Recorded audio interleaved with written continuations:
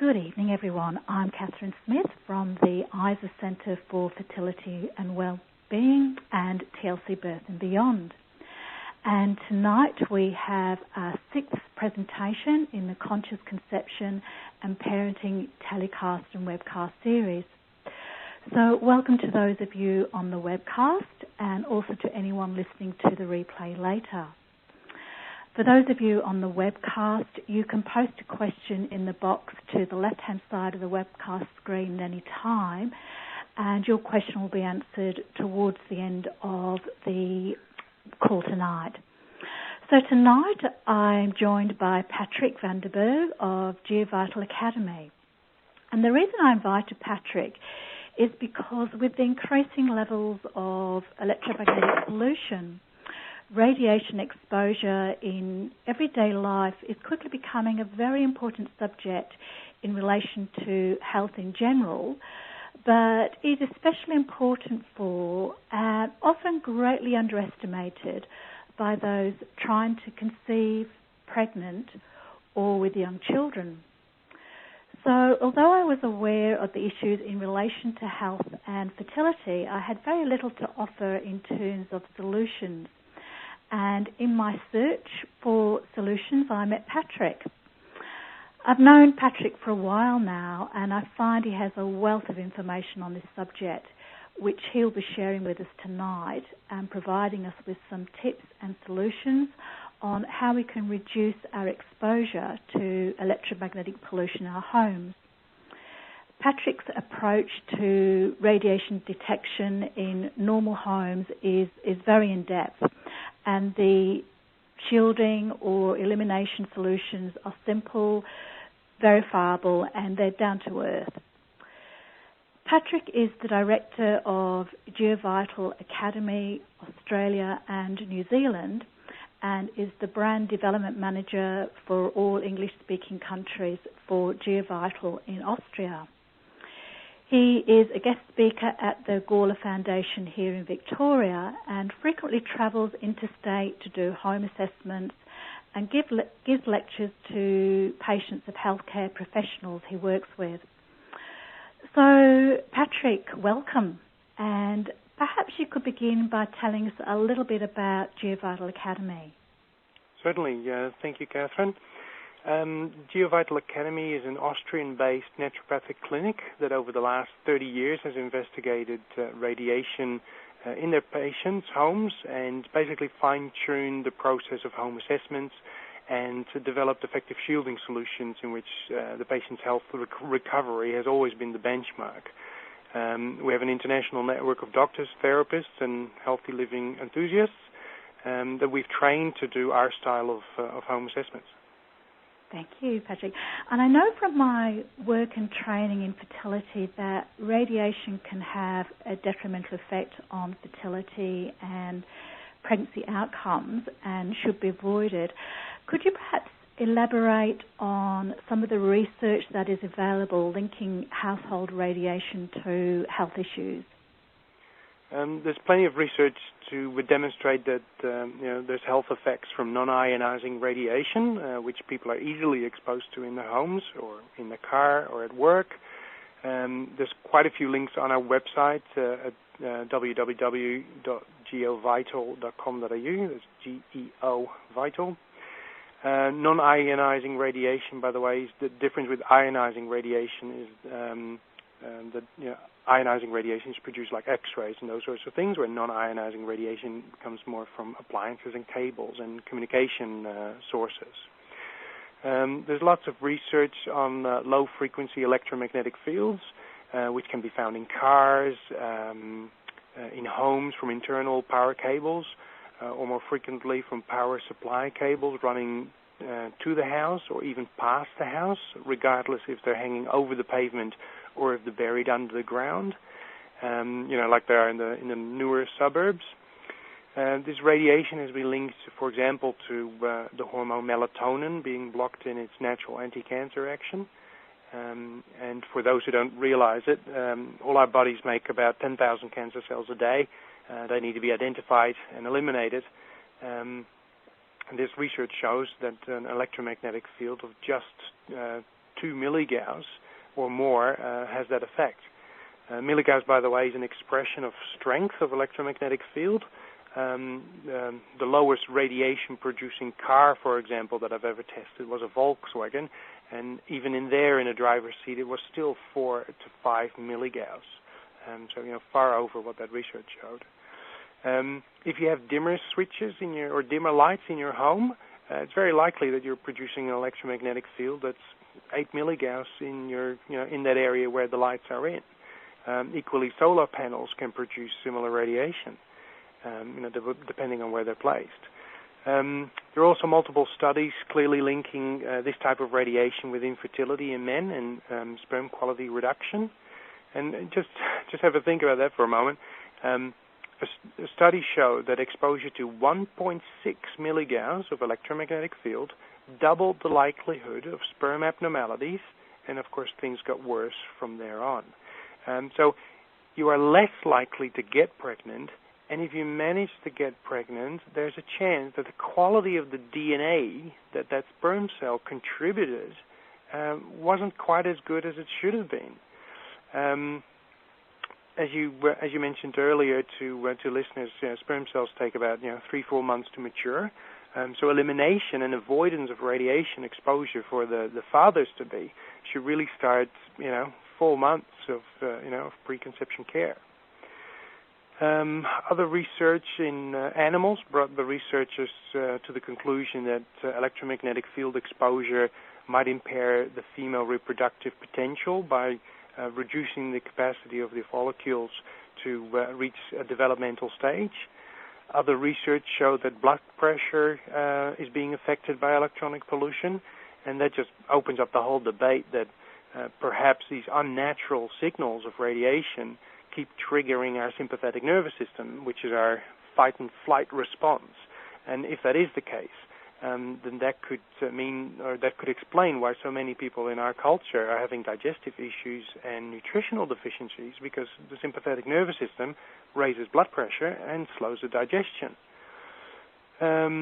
In our home assessments, we measure, for example, for electric fields in the bed, and I can tell you that in 90% of homes,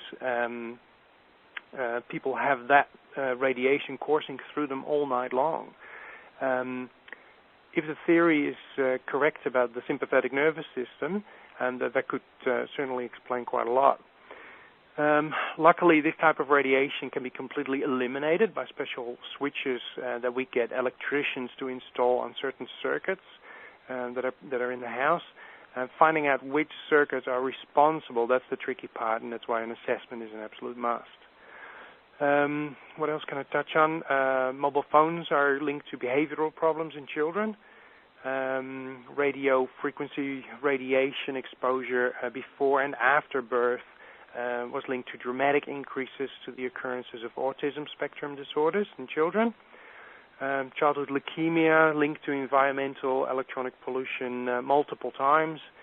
A study among female physical therapists who were using radio and microwave frequency devices for heating purposes, that research showed that 47.7% experienced miscarriage prior to the 7th week, compared to 14.5% of the non-exposed women. I mean, that difference is enormous. And lastly, as I'm sure you know, electric blankets and heated water beds have been directly linked to miscarriages and fetal growth changes. Yes, I'm aware of that, and I always advise my fertility clients to not use them. So, in your opinion, Patrick, what should couples do who want to get pregnant, are currently pregnant, or have young children? I'll give a few hands-on tips on what people can easily do to reduce some of the radiation exposure. We'll do that a little later, but I believe that taking serious action is important for anyone, but especially those troubled by chronic illness, those who are fit, healthy, and would like to keep it that way, and those that want to conceive, are pregnant, and those who have young children. In the environment that we live in today, everyone should really have their homes assessed for residential radiation. It's just so easy to be exposed to it. and take basically whatever steps are required to make it a healthier home. In our opinion, the bedroom is extremely important in this. The bedroom is the place where your body is supposed to rest and regenerate. And if you can make that bedroom a radiation-free haven for your body to truly rest and regenerate without the constant burden of radiation from wiring in your walls, microwave signals from the mobile phone towers, and electromagnetic fields from power supply cables or appliances, if you can do that, then you will be so much stronger and so much more resilient to cope with the other 16 hours of radiation exposure that we're now so used to in our daytime hours. We've seen wonderful lasting recoveries to good health in people that were chronically ill for years and that nobody could really help. People can find the results of research into this on our website, geovital.com.au. Just look under research and you'll find a lot of information there. In today's world, it's just not enough to have a house that just protects you from the cold, the heat, the rain, and the burglars. You need it to be a healthy place, and you need it to shield you from radiation, not add to it. Yeah, and that's a good approach, really, particularly in terms of making the bedroom electromagnetic free, isn't it, Patrick? Because we can't really avoid radiation exposure completely in our day-to-day lives.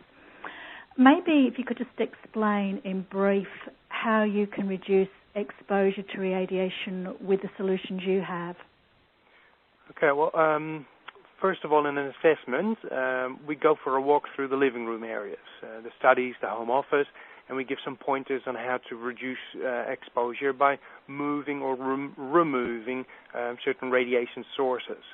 In the bedroom, we assess for high-frequency radiation levels from sources like mobile phone towers, Wi-Fi, or the Wi-Fi of the neighbors, cordless phones, smart meters, baby monitors, airport navigation systems, and so on. We also figure out which circuits are responsible for electric fields that we find often coursing through the bed, and we assess for excessive natural sources of radiation as well. For the electric fields, we can use special switches that will actually cut the power to a circuit when you don't require electricity. By doing this, the wire in the wall is effectively dead, and the electric fields that those cables generate would then normally be completely eliminated. For the deflection of high-frequency radiation from outside sources, we have available, when required, our very own shielding paint, which was developed to be truly effective in relation to deflecting high-frequency radiation and also be very well tolerated by people. I mean, it makes no sense to put something on the wall that helps you with one issue and gives you another. Our paint was developed to be a healthy product to have on the wall, and our patients' recovery has always been the benchmark to test its effectiveness. The excessive natural radiation, we have deflection products for as well, and people will be able to verify the effectiveness themselves. Geo Vital Academy also discovered that many of their patients had hidden intolerances to mattress materials or materials often used in mattresses. As you may be aware, that can be a terrible drain on somebody's energy, your immunity, and can cause skin issues over time. Well, Geo Vital Academy basically tested over 600 mattresses just to find one that they could recommend to patients. And they couldn't find one that met their higher requirements. And this is why they ended up basically researching bed materials and ended up making their own mattresses, which now are also available here in Australia. These contain no metal, which would, of course, be counterproductive with the whole electronic pollution because metal bed frames attract radiation. They're also anti-static because a lot of bed materials can work up a static charge resonating with high-frequency radiation from, for example, mobile phone towers. It contains a patented stretch effect system which helps relieving the pressure of the discs, which is wonderful for people with back issues. It's antifungal, and it has a very open structure, which gives great oxygenation, which is good for the skin, and it also fits in an anti-aging strategy. One model of these mattresses that we have can be completely customized to the owner's shape and size, where the other model is standard, and we also have mattresses designed especially for children. We're expanding our network of therapists around the country that test for mattress material intolerances, you being one of them, Katherine, that people can go to get tested and see if our mattresses indeed agree with them, like I do with most. Spring mattresses are really no longer a suitable option for our environment with all the radiation around. If a mattress needs to be updated, then we do have a wonderful solution for it, which is wonderful to sleep on and is healthy for you, and I dare say they're reasonably priced as well. Yeah, I have a little test on the mattresses, and they're certainly comfortable. And moving on, Patrick, with smart meters are very topical at the moment. Can you please comment on them? Smart meters are basically the modern version of the meter box, I suppose. They're a source of high-frequency radiation as they frequently communicate with each other and the power company via radio waves. Now, there are issues with increased power bills. There's privacy issues with them, but it also seems that they affect about 5% of people on a health level, and 20% of people are moderately sensitive to them. Now, even a smart meter on the neighbor's house has been shown to affect people in the house next door.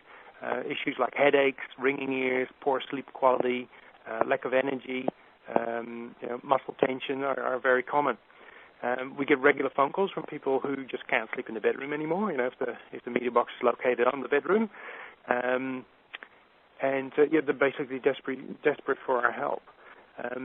Our approach and solutions can normally rectify the situation and turn the house into a healthy home, regardless of the smart meter. If people have a smart meter, you can just give us a call, and we can explain to you what can be done about them. Thanks, Patrick. What easy things can people do right now to reduce their exposure just a little bit? Okay, I'll try and do this in point form, so it's easy to write down. But if people go to our website, geovital.com.au, and locate the contact section and just send us a message asking for these tips, then I can email back to you with the tips. Where to start? Clock radios, electric blankets, and water beds are absolute no-nos in any bedroom, so definitely get rid of those. Phones, mobiles, chargers have no room in the bedroom either. They produce significant radiation, and they should be completely removed. Driving in a car, you'd be horrified how much electrical wiring is in a car and how much radiation that produces. As much as you can, minimize driving. Don't go on extended drives if you don't have to. Dimmers are a no-no. They produce quite large electromagnetic fields. Transformers and power leads, near your bed, that all needs to be cleaned up. I'll take all that away. If you have those bedside lights that are touch sensitive, those produce an enormous field. There's always a transformer at work wondering if you're about to touch it. They're quite bad actually. So get rid of those completely. Don't give them to someone else. If you have a spring mattress, replace it with a non-metal based mattress, and of course not a waterbed either. If you're buying a bed frame, go for a timber bed frame with minimal metal. Nut and bolt is fine, but no long length metal. This helps with the deflection of natural radiation, and also metal parts attract high frequency radiation. So you want to minimize that in your bed frame. Don't use earthing mats or grounding sheets or silver sheets on your bed. You would much rather remove the burden before it actually reaches you. There's research to show that an earthing mat actually increases your exposure. It can get rid of a static charge, which is good, but because there's so much electronic pollution about, you've actually made yourself the gateway for this radiation to get out. Don't sleep or sit against the meter box. So if your bed is currently parked with the headboard against the meter box, you don't even have to ask me to come to your house. The advice is going to be to definitely move away from that. Depending on the readings that you find, it may be sufficient to move the bed to the opposite wall, but it may very well not be, because there's quite powerful cables leading towards that meter box that can be causing havoc. If you have a computer, try and keep cables away from you. Often when I do an assessment underneath somebody's desk, there's an accumulation of wires and transformers and all this sort of stuff. It doesn't quite need to be there. You can clean it up. You can push it to the side, hang it over the edge, just keep it away from your feet. If you have a desktop computer, that doesn't need to lean against your leg either. That can be a meter away from you. If you have to put a disc in, you can just lean over it. If you have a laptop, a horrible name for them, they should never be on your lap. Use non-wireless technology. So, turn your Wi-Fi system off in your computer, disengage the Wi-Fi in your router if you have one of those. Taking the antenna off may not be enough. You may have to go into settings and change it. If you have wireless in the house, then at least turn it off at night. You could buy one of those clocks that people use for their lights to make them turn off at certain times and on at other times. You could put one of those on your router and just make it turn off at 12 o'clock at night and back on at 7. Normally doesn't need to stay on at night. Shield yourself from the effects of a smart meter. Don't sit near dimmable lights. Stop wearing battery or electrically operated watches because they're constantly putting pulses out, which can actually quite weaken you. Be mindful about wearing metal objects, things like spectacles, necklaces, large earrings, and underwires and bras. They've actually been linked to breast cancer. If you're building a new house, always go for a sheet metal roof. Because sheet metal deflects high-frequency radiation, so you've already shielded the bulk surface area of your house, and you can just worry about the walls. Solar panels, you would want to put them on an area which you don't use during the day. If you have a say where they're being put, try and get them put as close to the apex of the roof rather than the gutter, so that they have a field underneath them on a sunny day, and the distance, with distance it wears off. So the higher up on the roof they are, the less radiation, or possibly it might not get you. But a room that you don't use during the day is preferable. Garage probably being the best option. It's a good idea to have a Trifield meter in the family. This is a meter that measures electromagnetic fields. It'll tell you a lot about your exposure throughout the day, in the car and at work. And just by having that information, you'll be able to take action and move things away from you, or avoid being in those situations. And I suppose, listen to your feelings. If an area feels wrong, then it probably is wrong. A little bit more specific for the males. As we mentioned earlier, sperm takes 3-4 months to mature, so you really want to have a 4-month period of preconception care in terms of radiation avoidance. So mobile phones should not be in pants pocket, guys. Try and reduce that exposure. We've just come out, actually, this week we're about to launch it. We've got a mobile phone pouch, which it's actually that effective. You can put your mobile phone in the doubly shielded pouch and you can see that it loses its signal. That's how effective it is. But using the alternative pocket, you can either have that between you whilst you're carrying the mobile phone on you. So if this is a habit you can't break, then please get one of these pouches. You can verify yourself that it works, and you can even use it whilst on a call and have that shielding material between you and your head whilst you're on the call. If you have smart car keys, the ones that can figure out that you're standing next to the car when you press the button, that's not a great idea to have in your pocket either, because they obviously use high-frequency radiation as well to communicate with that car. Again, laptops, you don't want those things on your lap. Turn off Wi-Fi systems. or Wi-Fi in your computer.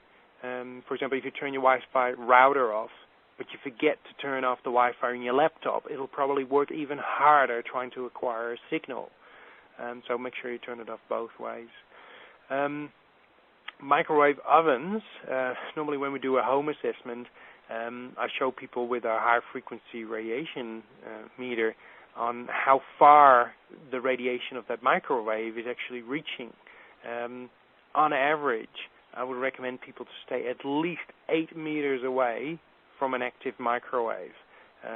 So if you have to use it, turn it on and and run for it. 8 meters is about the minimum in for most microwaves.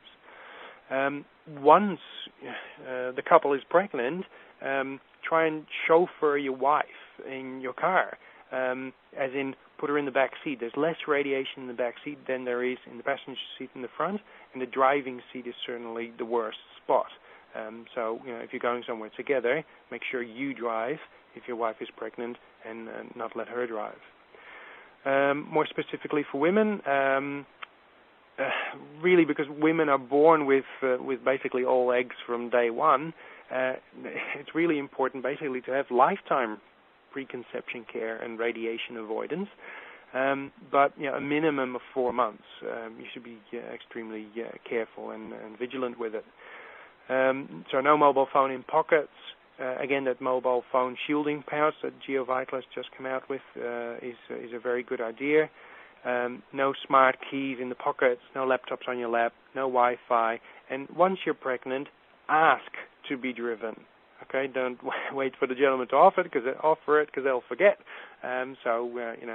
Just explain what it's about and just ask to be driven, and preferably sit in the back seat. The only exclusion on this would be probably the hybrid cars, the electrical cars. They're basically bad news in every seat, so it doesn't really matter where you sit. So try and avoid those as much as you can, especially during that period. Now, more specifically to babies and children, as mentioned before, behavioral problems and increased risk of autism and leukemia are concerns concerns that we should consider when it comes to finding reasons to avoid radiation in children. According to the Russian National Committee on Non-Ionizing Radiation Protection, the following health hazards are likely to be faced by children who use mobile phones, likely for these things to appear in the near future.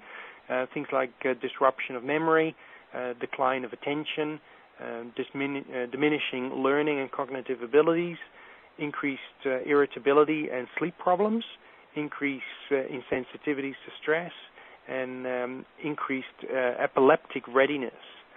In Russia, there's actually an existing warning for pregnant women, basically urging them to avoid using a mobile phone entirely, along with children under 18.